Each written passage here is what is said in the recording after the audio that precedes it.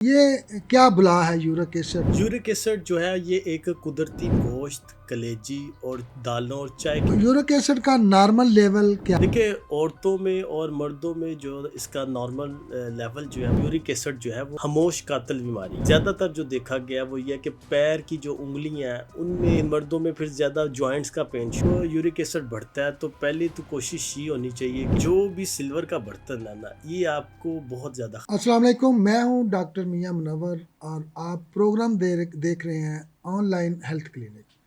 नाज़रीन, जैसे कि हमारा प्रोग्राम का मकसद ये होता है कि हम थोड़े वक्त में ज़्यादा और मुफीद गुफ्तगू करें, ऐसी गुफ्तगू जो आपके लिए मुफीद हो और आपके लिए सेहत के हवाले से आसानियाँ पैदा हो। आज इसी हवाले से आज का हमारा मौजू है कि यूरिक एसिड जो है वो जिस्म पर क्या असरात छोड़ता है, यूरिक एसिड क्यों बनता है, यूरिक एसिड बनने से क्या क्या नुकसान होते हैं और यूरिक एसिड जैसी मौजी बीमारी से हम अपने आप को कैसे महफूज रख सकते हैं। इस हवाले से आज के हमारे मेहमान हैं डॉक्टर मियाँ शराज। अस्सलाम वालेकुम डॉक्टर शराज साहब, वालेकुम अस्सलाम। कैसे हैं आप? बिल्कुल ठीक ठाक अल्हम्दुलिल्लाह। आपके प्रोग्राम काफ़ी लोग पसंद कर रहे हैं, इसलिए हम बार बार आपको ज़हमत देते हैं। आज का हमारा मौजू है, जैसे कि आपने सुना कि यूरिक एसिड जो है ये क्या बुला है? यूरिक एसिड क्या करता है ये जिस्म के साथ? यूरिक एसिड जो है ये एक कुदरती मादा है और प्योरीन्स नामी मादे के टूटने से ये बनता है। और ये ज़्यादातर जो है वो गोश्त, कलेजी और दालों और चाय के अंदर पाया जाता है। लेकिन सेहत के लिए तो ये सारी चीज़ें मुफीद हैं, हमें चाहिए भी, ज़रूरत होती है। तो फिर क्या किस मकदार में खाया जाए इनको? देखिए, जो भी आप इस तरह की डाइट लेते हैं तो उसको जो है ना एक तरीके के साथ खाया जाए ताकि आपका यूरिक एसिड जो है वो ना बढ़ सके। यानी यूरिक एसिड बॉडी में एक रेंज तक रहना चाहिए, उससे ज़्यादा ना। इसकी अगर हम ज़्यादा इस्तेमाल करते हैं तो वो नुकसानदेह होता है जी बिल्कुल। इन चीज़ों से। जी। लेकिन सेहत के लिए ये खाई भी जा सकती हैं कम मिकदार में। अच्छा, जैसे आम रूटीन में एक सवाल है कि यूरिक एसिड ज़्यादा होने से उसके नुकसान आते हैं, क्या यूरिक एसिड कम होने से भी नुकसान आते हैं? देखिए, यूरिक एसिड ऑलरेडी ही कम रहता है, लेकिन अगर बहुत ज़्यादा कम हो जाता है तो उसके जो है ना नुकसान ये होते हैं कि थकावट होना शुरू हो जाती है और एसाबी कमज़ोरी जो है वो होती है और वीकनेस बहुत ज़्यादा रहना शुरू हो यानी जाती यूरिक एसिड हमारी बॉडी के लिए ज़रूरी है, लेकिन इसकी ज़्यादती जो है वो बॉडी के लिए है। नुकसान। जी बिल्कुल, इसी तरह ही है। अच्छा, यूरिक एसिड का नॉर्मल लेवल क्या है? देखिए, औरतों में और मर्दों में जो इसका नॉर्मल लेवल जो है वो मुख्तलिफ है।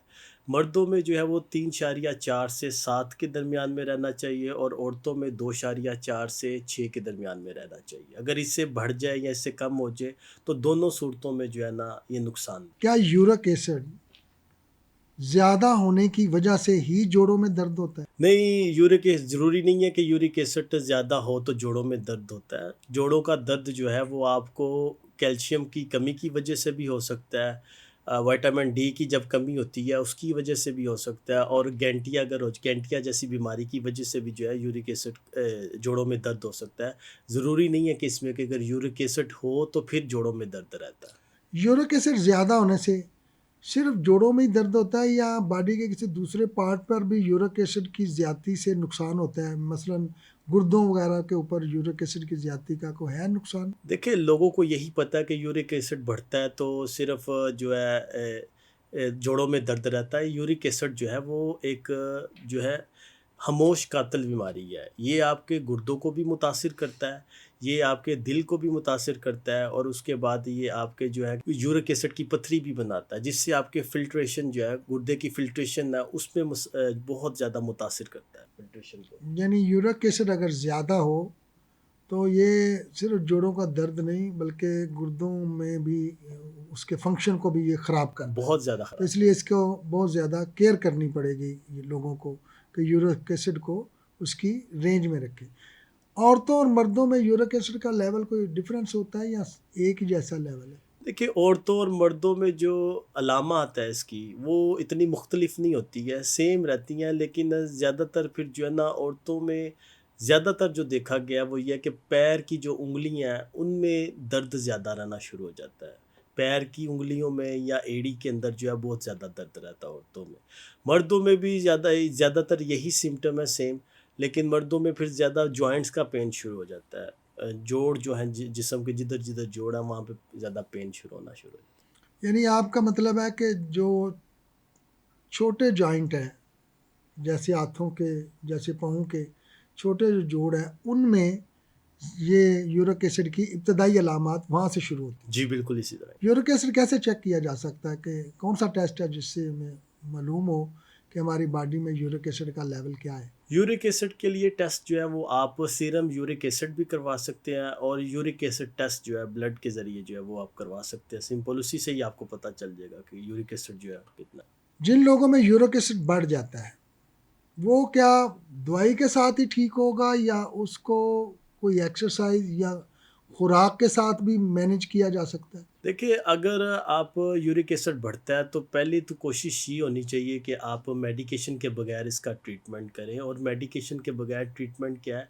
कि आप पानी का ज़्यादा इस्तेमाल करें, उसके बाद एक्सरसाइज करें, अपना जो कहते हैं खाने जितनी भी ये प्रोटीन्स लेवल का जो डाइट है जिसमें दालें, कलेजी, गोश्त वगैरह, इससे जो है ना अवॉइड करें।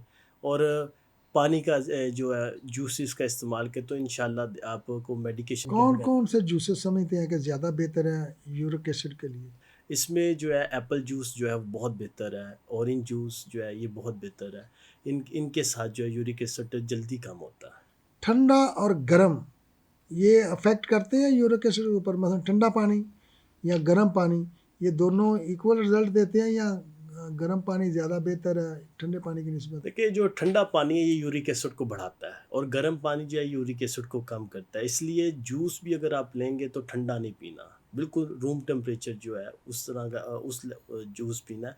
और ठंडा पानी तो बिल्कुल नहीं पीना जब आपका यूरिक एसिड बढ़ा हो। जो फ्रिज में खाने फ्रीज किए होते हैं, क्या वो यूरिक एसिड बढ़ाने का सबब बनते हैं? जी, बिल्कुल बनते हैं। क्योंकि उसमें जो है जो चीज़ फ्रीज़ की हुई है, तो जब ठंडा ही बन रहा है तो ठंडी चीज़ जब भी आप इस्तेमाल करेंगे चाहे नहीं, वो खाने को तो हम जब फ्रीजर से निकालेंगे तो हम गर्म करके खाएंगे, तो क्या वो उसकी शक्ल चेंज हो गई होगी, उस साइड इफेक्ट? प्रोसीड फूड जो है ना वो आप ये समझ लें कि वो यूरिक एसिड को बढ़ाते हैं। आपका मतलब अगर हम घर में खाना बनाते हैं और उसको फ्रीज करते हैं, तो वो भी प्रोसीड फूड में आ जाएगा? नहीं, नहीं, ये प्रोसीड फूड में तो नहीं आता ना। नहीं आएगा, तो प्रोसीड फिर वो यूरिक एसिड क्यों बढ़ाएगा, कैसे बढ़ाएगा? यूरिक जो प्रोसीड फूड जो जिसमें ये नगेट्स बाहर की चीज़ें जो लाके फ्रीज किए फ्रीज़ होते, की होती हैं, बनाकर फ्रीज किए फ्रीज़ की होते हैं, होती हैं, वो उस डाइट के हवाले से। यानी उनको दोबारा जो बनी ना, कह सकते हैं आप, थोड़ी कुक हुई होती हैं जी, और जी। खाने के लिए उनको दोबारा कुक करना जी, पड़ता है, वो प्रोसीड फूड है। जी, जी। मेरा सवाल ये है कि जो हम फ्रीज़र में खाना करते हैं, जो हम घरों में खाना बनाते हैं और फिर हम उसको फ्रिज में रखते हैं और उसके बाद दोबारा उसको गर्म करते हैं, वो यूरिक एसिड बढ़ाने का सबब बनता है, या उससे कोई फ़र्क नहीं पड़ता? नहीं, बनता है, क्यों नहीं बनता? क्योंकि जो आप फ्रेश खाना जब बनाते हैं, वो खाते हैं, तो उसमें ये प्रॉब्लम नहीं रहता। लेकिन जब आप उसको फ्रीज़ कर लेते हैं ना, उसके बाद जब गरम करके दोबारा खाते हैं, तो उससे क्या होता है कि वो खाने की जो चीज़ यानी उसमें केमिकल चेंजिंग आ जाती है। चेंजिंग जो आ जाती खाना फ्रिज में फ्रीज़ किया होता है, या हम बनाकर उसको फ्रीज़ कर लेते है। हैं, उसमें मुख्तलिफ केमिकल चेंजेस आ जी, जाती जी। हैं। आपका मतलब ये है। जी, तो बिल्कुल, वो केमिकल चेंजेस की वजह से वो यूरिक एसिड बढ़ाता है। बढ़ाता है। तो इसका मतलब है कि फ्रिज का खाना भी जो है वो नहीं खाना चाहिए। जो भी खाना खाएं आप फ्रेश बनाकर खाएं। जी। ये जो हम सिल्वर के बर्तन इस्तेमाल करते हैं या प्रेशर कुकर इस्तेमाल करते हैं, ये सेहत के लिए मुफीद रहते हैं, या इनमें भी यूरिक एसिड बढ़ने का चांस? देखिए, जो भी सिल्वर का बर्तन है ना, ये आपको बहुत ज़्यादा ख़राब करता है, क्योंकि जब भी सिल्वर का बर्तन में आप कुकिंग करेंगे, तो वो जो सिल्वर है, वो बिल्कुल जो है उस खाने के अंदर जो है शामिल होगा।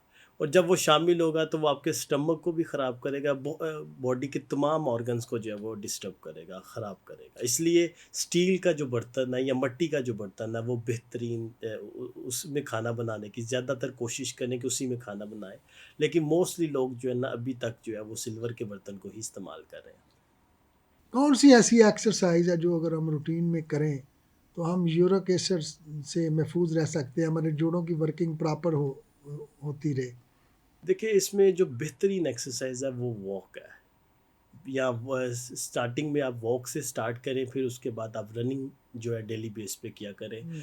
और रूटीन से जो आपकी एक्सरसाइज हैं, इतनी ज़्यादा हैवी नहीं, जिम वाली एक्सरसाइज नहीं, लेकिन जो योगा, जिस तरह की योगा एक्सरसाइज है, इस तरह की यानी एक्सरसाइज जो लोग 50-60 प्लस हैं वो योगा एक्सरसाइज करें, जी वो लेकिन ज़रूर करें। ज़रूर करें। उससे ये होगा कि यूरिक एसिड जो है वो कम भी होगा और ये जोड़ों में दर्द नहीं रहेगा। डॉक्टर साहब, एक बड़ा ही अहम सवाल है कि कौन कौन सी ऐसी मेडिसिन है, जैसे लोग रूटीन में शुगर की, ब्लड प्रेशर की, डिप्रेशन की, नींद की मुख्तलिफ मेडिसिन ले रहे होते हैं, तो कौन कौन सी ऐसी मेडिसिन है जो मेडिसिन यूरिक एसिड के बढ़ने की वजह बन। देखिए, इसमें जो है, जो लोग मुसलसल, किसी ने 10 साल या 12 साल से ये इस्तेमाल कर रहे हैं डायबिटीज़ की मेडिसिन्स और ब्लड प्रेशर की मेडिसिन, जब आप ये बहुत ज़्यादा इस्तेमाल करते हैं तो ये मेडिसिन्स के जो असरात हैं, ये इस इन असरात की वजह से भी यूरिक एसिड जो है वो बढ़ता है। तो इनको फिर कैसे ब्रेक किया जा सकता है, कि हम कैसे अपने आप को महफूज रख सकते देखिए, हैं। उसमें तो आपने फिर ये खुद ही करना है कि कोशिश ये करनी है कि इस मेडिसिन का इस्तेमाल कम करें, अपनी शुगर और ब्लड प्रेशर को जो है किसी ना किसी तरीके से जो है कंट्रोल करें, तो फिर जो है ना ये यूरिक एसिड जैसी बीमारी से बच सकते हैं। क्योंकि इस तरह तो लोग जो है शुगर और ब्लड प्रेशर की मेडिसिन तो रूटीन से इस्तेमाल कर। जी डॉक्टर साहब, बहुत शुक्रिया। नाजरीन, जैसे कि आप डॉक्टर साहब की सारी प्रोग्राम यूरिक एसिड के हवाले से जैसे आपने सुना, तो इसका लबल ये है कि यूरिक एसिड जो है वो ना सिर्फ आपके जोड़ों को ख़राब करता है, बल्कि वो आपके गुर्दों को भी ख़राब करता है और आपकी बॉडी के दूसरे पार्ट्स को भी ख़राब करता है। तो यूरिक एसिड से अगर आप अपने आप को महफूज रखना चाहते हैं, तो ज़रूरी नहीं कि यूरिक एसिड के लिए आपने प्रॉपर अदवायात ही इस्तेमाल करनी है। आपको अपने खानों में भी कंट्रोल रखना पड़ेगा, आपको एक्सरसाइज भी करनी पड़ेगी, और आपको गर्म पानी का इस्तेमाल भी ज़्यादा करना पड़ेगा। ये नेचुरल तरीके से आप अपने यूरिक एसिड को कंट्रोल रख सकते हैं, लेकिन इसकी मुसलसल ज़्यादती रहना, इसका मुसलसल रेंज से ज़्यादा रहना, ये आपकी बॉडी में बहुत सारी तोड़ फोड़ कर देती है, और सबसे ज़्यादा ये नुकसान आपके गुर्दों को करती है। तो इसलिए इस बीमारी को, इस टेस्ट को छोटा टेस्ट ना समझे। आप रोज़ाना नहीं, हर महीने बाद, हर 2 माह के बाद अपना RFT टेस्ट ज़रूर करवाएं, जिसे रेनल फंक्शन टेस्ट है। उसमें आपका यूरिक एसिड का टेस्ट भी आ जाएगा और आपके गुर्दों की सेहत का टेस्ट भी आ जाएगा। तो यूरिक एसिड को कंट्रोल रखें और अपना बहुत सारा ख्याल रखें। अगर आप कोई सवाल पूछना चाहें, कोई आपको मालूमात चाहिए हो, तो हमारा स्क्रीन पर नंबर चल रहा है, आप हमें व्हाट्सएप पे मैसेज कर सकते हैं। अपना बहुत सारा ख्याल रखिएगा। अल्लाह हाफिज़।